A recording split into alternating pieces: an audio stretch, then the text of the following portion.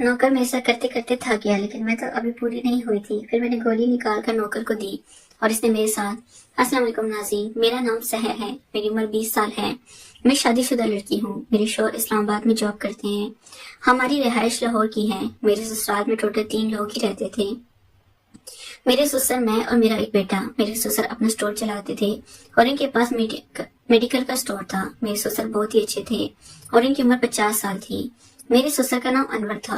मैं अपने ससुर से दोस्ताना ताल्लुक रखती थी और इसके साथ बहुत अच्छा रवैया रखती थी। मेरा हंसता घराना हर भरा हुआ था और मुझे किसी भी चीज की कमी महसूस नहीं होती थी।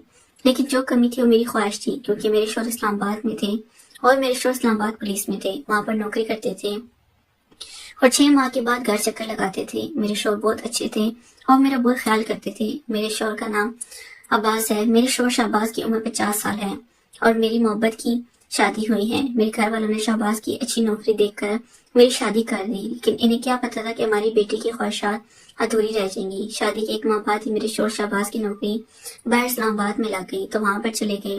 मैं इनके पीछे तरसती रहती और इनकी बहुत मिन्नतें करती कि मुझे छोड़कर ना जाओ, मैं इनके पीछे मर जाऊंगी।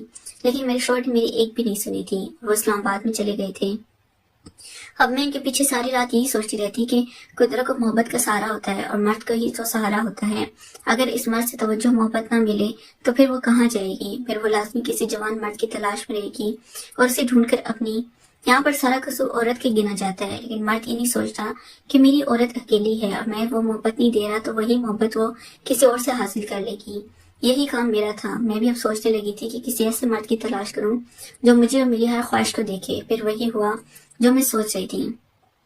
मेरी तबीयत कुछ खराब होने लगी थी, तो मेरे शौहर ने मशवरा दिया कि तुम एक कदम नौकर रख लो। मुझे भी अपने नौकर की जरूरत पड़ने लग गई थी, क्योंकि मेरी सेहत थोड़ी डाउन हो गई थी और मेरे घर के कामकाज नहीं होते थे। तो मेरे शौहर ने मशवरा दे दिया कि तुम किसी लड़के को तलाश कर लो, वो घर के कामकाज भी कर दिया करेगा और तुम्हें सौदा सल्फ भी ला दिया करेगा। मैं भी अब यही चाहती थी, तो मेरे शौहर ने अपने मेडिकल स्टोर से एक लड़के को भेज दिया जिसकी उम्र तकरीबन 15 साल थी।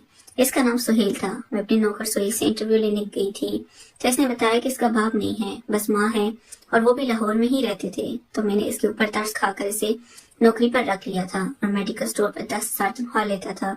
तो मैंने इसकी तनख्वाह 30,000 कर दी थी, क्योंकि मेरे शौहर ने बोला था कि तुम इसे अच्छी तनख्वाह दे देना। मैंने अपने शौहर से फोन करके नौकर के सारे मामलात बता दिए थे कि वो ये गरीब घराने से ताल्लुक रखता है और इसकी माँ बाप नहीं है। तो मेरे शौहर ने बोला कि तुम अच्छी तनख्वाह पर इसे रख लो और दिन का खाना वगैरह भी दे दिया करना। अगर हो सके उसको सारा दिन घर में रखो ताकि वो घर के काम काज करे।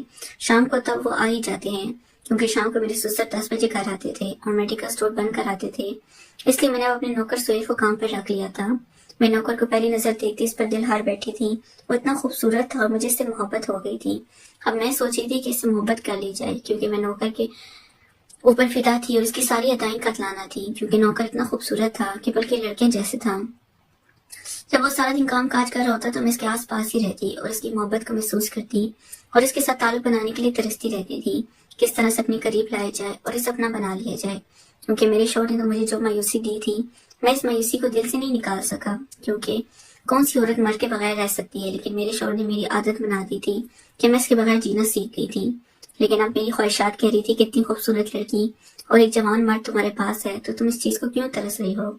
बस इसके पास जाओ। इससे अपने यही सोचना चाह रही थी। एक दिन मैं अपने कमरे में सोई हुई थी, तो इस दिन मैं कुछ तबीयत खराब थी।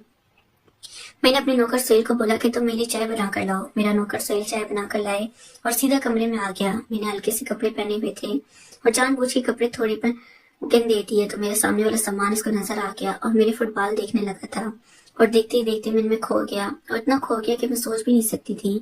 अब मुझे अपना काम होता हुआ दिखाई देने लगा और मुझे पता चल गया कि मेरा अब नौकर सुहेल इसी काम के लिए खड़ा है, मुझे देखे जा रहा है। बिल्कुल अब ये तैयार है। मैंने नौकर को सामने से देखा तो उसकी पैंट में मुझे इसका खड़ा नजर आ गया और मैं भी यही चाहती थी।